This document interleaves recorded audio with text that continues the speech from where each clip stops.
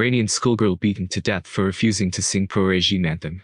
Fresh protests ignited around Iran by 16-year-old Asra Panahi's death after schoolgirls assaulted in raid on high school in Ardabil.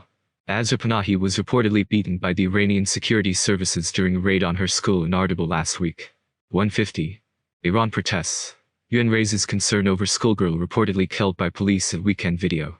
Another schoolgirl has reportedly been killed by the Iranian security services after she was beaten in her classroom for refusing to sing a pro-regime song when her school was raided last week, sparking further protests across the country this weekend.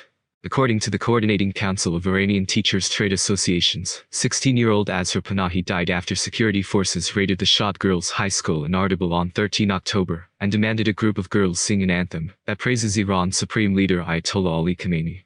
When they refuse, security forces beat the pupils, leading to a number of girls being taken to hospital and others arrested. On Friday, Panahi reportedly died in hospital of injuries sustained at the school. Iranian officials denied that its security forces were responsible, and, after her death sparked outrage across the country, a man identified as her uncle appeared on state TV channels, claiming she had died from a congenital heart condition. Schoolgirls have emerged as a powerful force after videos went viral of classrooms of pupils waving their hijabs in the air, taking down pictures of Iran's supreme leaders, and shouting anti-regime slogans in support of Mahsa Amini. The 22-year-old woman who died after being detained by Iran's morality police for not wearing her hijab correctly in August. The Iranian authorities responded by launching a series of raids on schools across the country last week, with reports of officers forcing their way into classrooms, violently arresting schoolgirls and pushing them into waiting cars, and firing tear gas into school buildings. In a statement posted on Sunday, Iran's teachers' union condemned the brutal and inhumane raids, and called for the resignation of the education minister, Youssef Nouri. An Iranian student after daubing a map of Iran on a wall with handprints, allegedly at a sit-in protest at the Art University of Isfahan over the weekend. An Iranian student after daubing a map of Iran on a wall with handprints, allegedly at a sit-in protest at the Art University of Isfahan over the weekend. Photograph. UGCAFP Getty Images. News of Panahi's death has further mobilized schoolgirls across the country to organize and join protests over the weekend. Among them was 16-year-old Nazanin, whose parents had kept her at home for fear that she would be arrested for protesting at her school. "I haven't been allowed to go to the school because my parents fear for my life. But what has it changed? The regime continues to kill and arrest schoolgirls," says Nazanin. "What good am I if I simply sit outraged at home? Myself and fellow students across Iran have decided to stand in protest on the streets this week.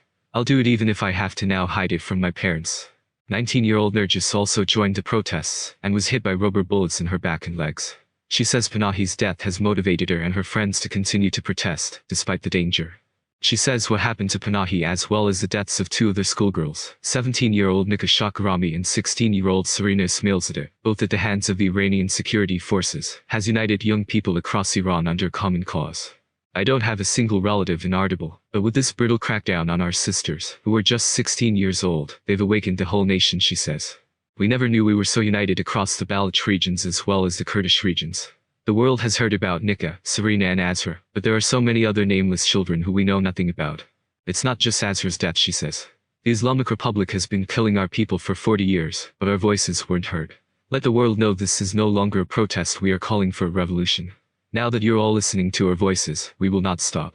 According to the latest report by the Iran Human Rights Group, 215 people, including 27 children, have been killed in the nationwide protests as of 17 October.